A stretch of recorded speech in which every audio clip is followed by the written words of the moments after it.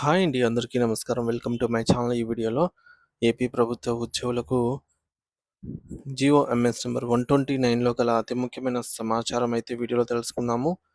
Video అయితే ఎక్కడే కానీ స్కిప్ చేయకుండా ఎండ్ వరకు చూసేయండి. అప్పుడు ఇన్ఫర్మేషన్ పూర్తిగా అర్థమవుతుంది. అలాగే వీడియో చూస్తున్న ప్రతి ఒక్కరు లైక్ చేయండి ఫ్రెండ్స్. ఈ వీడియోని తోటి ఉద్యోగ మిత్రులతో షేర్ చేయండి. కొత్తగా మన ఛానల్ చూస్తున్న వారు ఇంకా ఎవరైనా సబ్స్క్రైబ్ చేసుకోకపోతే వెంటనే మన ఛానల్ అయితే సబ్స్క్రైబ్ చేసుకోండి. సబ్స్క్రైబ్ చేసుకోవటం వల్ల నేను చేసే ప్రతి ఒక్క వీడియో మీ వరకు రీచ్ అవుతుంది. ఇక ఆలస్యం చేయకుండా వివరాల్లోకైతే వెళ్ళిపోదాము. ఆంధ్రప్రదేశ్ రాష్ట్ర ఉద్యోగుల స్థానిక క్యాడర్ కేటాయింపు ప్రక్రియలో ఎవరికైనా అన్యాయం జరిగినా లేదా కుటుంబాలు విడిపోయే పరిస్థితి వచ్చినా సరే వారి కోసం ఈ జియో ఎంఎస్ నెంబర్ 129లో అప్పీల్ మరియు స్పోర్ట్స్ కేసులకు సంబంధించి స్పష్టమైన మరియు పారదర్శకమైన నిబంధనలు ఉన్నాయండి. మొదటగా అప్పీల్స్ గురించి చూస్తే కేటాయింపు ఉత్తర్వుల పైన ఏదైనా అభ్యంతరం ఉన్న ఉద్యోగి నేరుగా నిరసన తెలపడానికైతే వీల్లేదు. సదరు ఉద్యోగి మొదటగా తను కేటాయించిన పోస్ట్‌లో విధుల్లో అయితే చేరాల్సి ఉంటుంది ఫస్ట్ ఆఫ్ ఆల్. చేరిన తర్వాత మాత్రమే 7 రోజుల గడువులోపు అప్పీల్ చేసుకునే అవకాశం అనేది ఉంటుంది.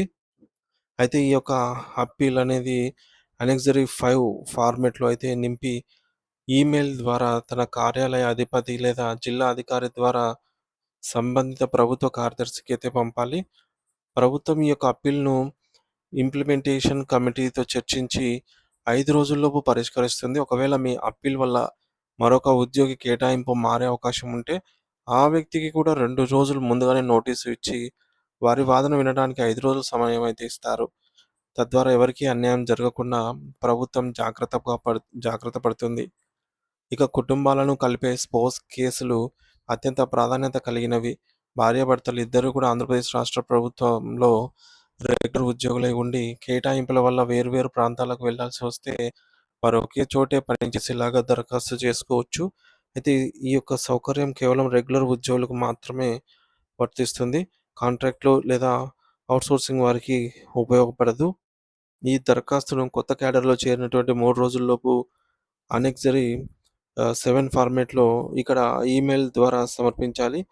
ఇక్కడ గమనించాల్సిన ముఖ్యమైన విషయం ఏమిటంటే, జీవిత భాగస్వామి ఉన్న చోట అంటే వేకెన్సీ ఖాళీ ఉంటేనే ఈ యొక్క బదిలీకి అనుమతి అనేది లభిస్తుంది. అలాగే తన జీవిత భాగస్వామి కోసం క్యాడర్ మారే ఉద్యోగికి పెద్ద త్యాగానికి సిద్ధపడాల్సి ఉంటుందన్నమాట.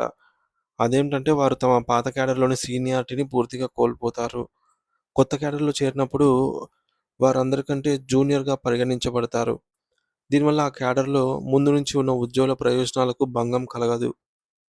ఈ ప్రక్రియ అంతా కూడా డిజిటల్ పద్ధతిలో జరుగుతున్నందున ఉద్యోగులు అప్రమత్తంగా ఉండాలి. అప్పీల్ చేసుకునేటప్పుడు కేవలం భావోద్వేగ కారణాలు కాకుండా సీనియారిటీలో తప్పులు దొర్లినా లేదా నిబంధనల ఉల్లంఘన జరిగిన బలమైన సాక్ష్యాలతో అప్పీల్ చేయాల్సి ఉంటుంది. స్పోర్ట్స్ కేసుల్లో కూడా ఇద్దరు ఎంప్లాయీస్ ఐడీలు, సర్వీస్ వివరాలు ఖచ్చితంగా అయితే ఉండాలి. ప్రభుత్వం ప్రతి అప్పీల్‌ను మరియు ప్రతి స్పోర్ట్స్ దరఖాస్తును క్షుణ్ణంగా పరిశీలించిన తర్వాతే అనెక్సరీ 6 ఫార్మాట్‌లో తుది ఉత్తర్వులు జారీ చేస్తుంది. ఈ నిబంధనలు ఉద్యోగుల వ్యక్తిగత సమస్యలను తీర్చడమే కాకుండా పాలనలో క్రమశిక్షణను కాపాడటానికి ఉద్దేశించబడినవి. ఫ్రెండ్స్, ముఖ్యంగా అప్పీల్ చేయాలంటే ముందుగా కేటాయించిన పోస్ట్‌లో చేరడం తప్పనిసరనమాట. నో జాయినింగ్, నో అప్పీల్ అనమాట. అప్పీల్ సమర్పించడానికి 7 రోజుల గడువు మాత్రమే ఉంటుంది. ఒకరి అప్పీల్ వల్ల మరొకరికి ప్రభావితం అయ్యేలా ఉంటే, వారికి కూడా ముందస్తు నోటిఫికేషన్ ఇచ్చి విచారణ కోరతారు. స్పోర్ట్స్ కేసుల్లో భార్యాభర్తలు ఇద్దరు కూడా తప్పనిసరిగా ప్రభుత్వ రెగ్యులర్ ఉద్యోగులయ్యి ఉండాలి.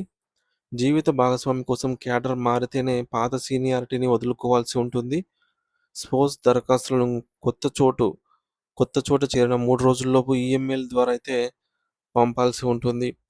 ఖాళీల లభ్యతను బట్టి మాత్రమే స్పోర్ట్స్ కేసులను ప్రభుత్వం ఆమోదిస్తుంది.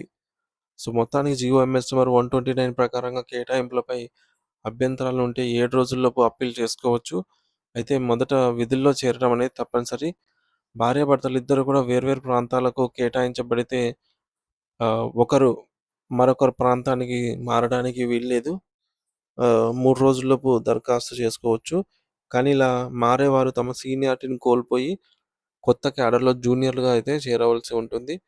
ఈ నిబంధనలు ఉద్యోగుల ఇబ్బందులను తొలగిస్తూనే పారదర్శకతమైన కేటాయింపులను నిర్ధారిస్తాయని చెప్పవచ్చు.